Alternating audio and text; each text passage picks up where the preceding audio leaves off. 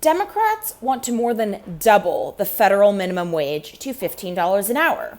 Now, contrary to the hopes of the Biden administration, you can't actually pass that through reconciliation, a budgetary rule that allows some budget-neutral bills that only affect the budget to be passed with a simple majority rather than the requisite 60 number of votes in the Senate. So, Tom Cotton and Mitt Romney have come forward with a compromise.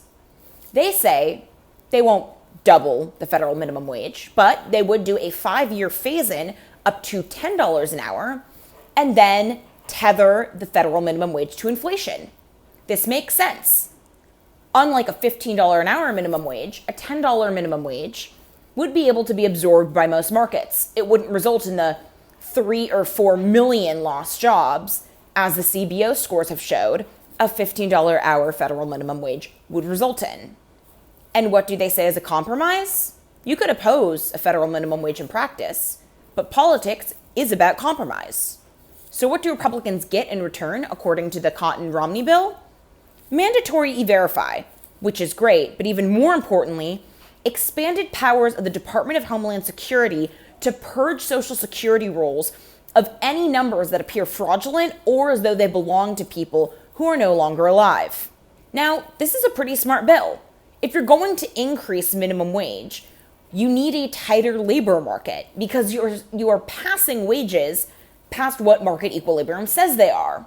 That's untenable if you're going to allow open borders. It's not if you're going to ensure that the labor market, the supply remains the same. And what is Alexandria Ocasio-Cortez's response? She has called it legislated poverty. Now look, as much as we like to think that politics is now just LARPing as Twitter trolls and owning the other side, owning the cons, owning the libs. No, if you want something, you have to give something in return. This is why Donald Trump considered allowing some DACA amnesty in response for a wall, which of course Democrats refused to do, showing how much they really cared about those DACA recipients. What Romney and Cotton are doing here is quite smart. This is a simple program and something that would cut down on waste and cut down on fraud and greatly reduce demand for illegal immigrant labor. That this is AOC's response is rather telling and shows someone who is more serious about making a point with her Twitter fans than about actually legislating and doing her job.